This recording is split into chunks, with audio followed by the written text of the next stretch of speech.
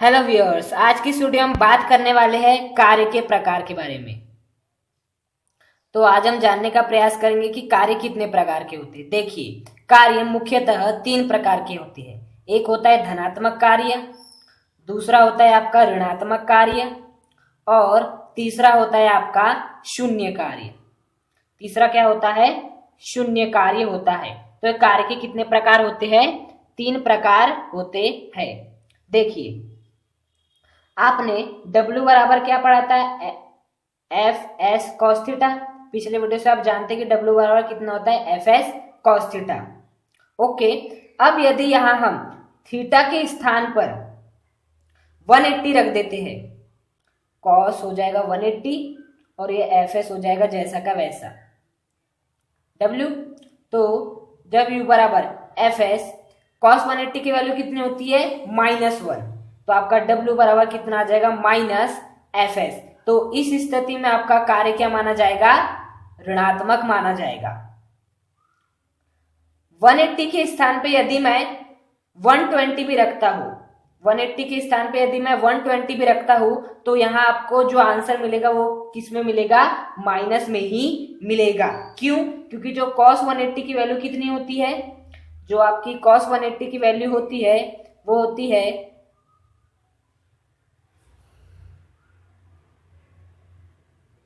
-1/2। तो आप यहां क्या रखेंगे? -1/2, अर्थात आपका आंसर आएगा -fs/2, अर्थात आपका आंसर क्या आएगा? माइनस ही आएगा। अर्थात यदि आप थीटा के स्थान पर 90 से अधिक वैल्यू और 180 से कम वैल्यू रखते हैं तो आपको क्या मिलेगा? थीटा क्या मिलेगा? ऋणात्मक मिलेगा। आपको सदैव जो cos थीटा कैसा मिलेगा? ऋणात्मक मिलेगा, जिससे कि आपका कार्य भी सदैव क्या होगा? ऋणात्मक होगा। अर्थात ऋणात्मक कार्य कब माना जाएगा?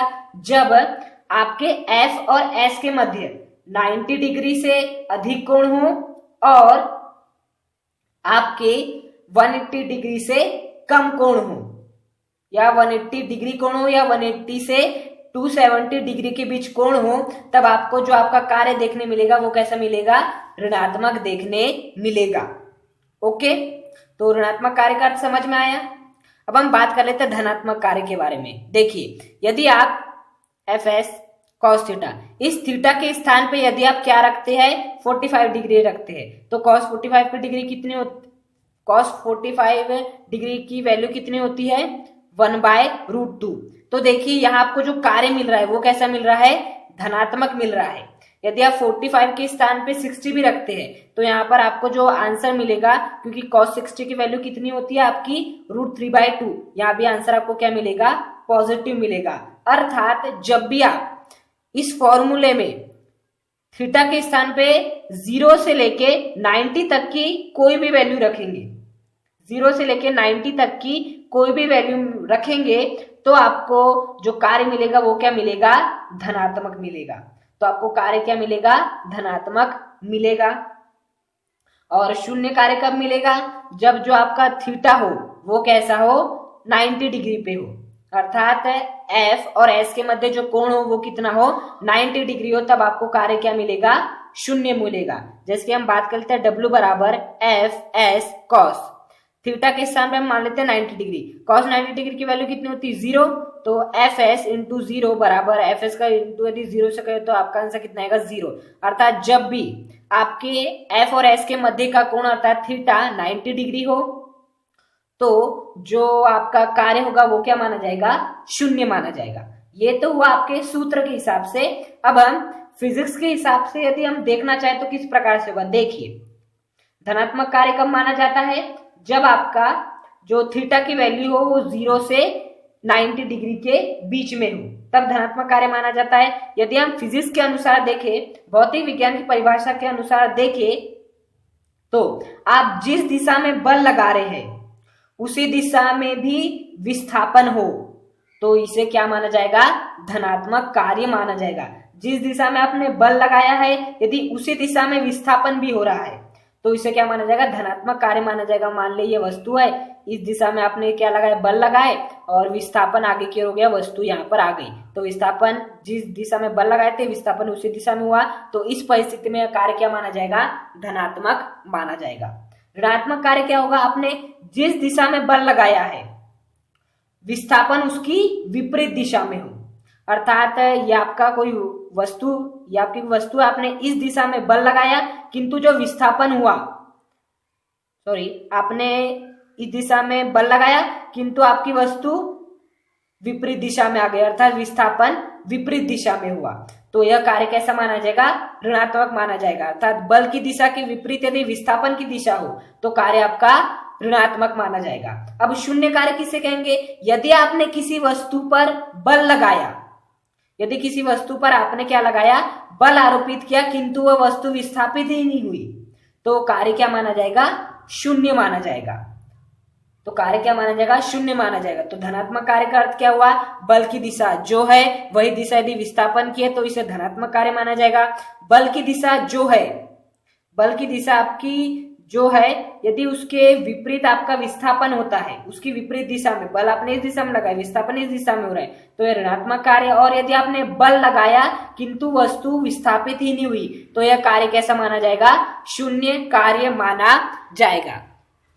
अब देखिए धनात्मक कार्य के कुछ एग्जाम्पल्स। देखिए यदि हम धनात्मक कार्य का एग्जाम्पल देखें तो वह होता है, यदि एक घोड़ा, मान लेते हैं यह आपका घोड़ा है और इससे क्या बंधी हुई है, गाड़ी बंधी हुई है, तो घोड़ा जब आगे की ओर जाएगा, घोड़ा जब आगे की ओर जाएगा तो इस गाड़ी पर आगे की ओर बल लगाएगा तो आपकी गाड़ी भी उसी दिशा में भी क्या होगी, आगे बढ़ते जाएगी, अर्थात उसी दिशा में क्या होगा, विस्थापन होगा। अर्थात यह किसका उदाहरण माना जाएगा, धनात्मक कार्य का क्या माना जाएगा, आपका उदाहरण माना जाएगा। तो घोड़ा आगे की ओर चल रहा है जिससे गाड़ी भी आगे की ओर जा रही है, बल जिस दिशा में घोड़ा लगा रहा है उसी दिशा में गाड़ी विस्थापित भी हो रही, तो यह धनात्मक कार्य का उदाहरण माना जाएगा। यदि हम, ये आपका ऑब्जेक्ट है कोई, मान सकते हैं ये कोई आपका पत्थर है, अब इस पत्थर को आपने उठाया और इस दिशा में आपने बल लगाया तो इसी दिशा में क्या हो जाएगा, आगे बढ़ जाएगा, अर्थात बल आपने इस दिशा में लगाए फेंकने के लिए तो विस्थापन भी इसी दिशा में हो गया, तो ये भी किसका उदाहरण है, धनात्मक कार्य का उदाहरण। अर्थात जब भी बल की दिशा जो होगी यदि वही दिशा विस्थापन की है तो वह क्या माना जाएगा, धनात्मक कार्य माना जाएगा। तो हम बात कर लेते हैं ऋणात्मक कार्य के बारे में। देखिए ऋणात्मक कार्य के लिए आप ऐसा कर सकते हैं, जब हम अध्याय नंबर 5 पढ़ रहे थे तो आपने नत समतल के बारे में सीखा था। ये होता है आपका विराम कोण जिसे हम अल्फा से प्रदर्शित करते थे, और ये था आपका नत समतल, इसे क्या कहते हैं, नत समतल, और ये था क्षैतिज।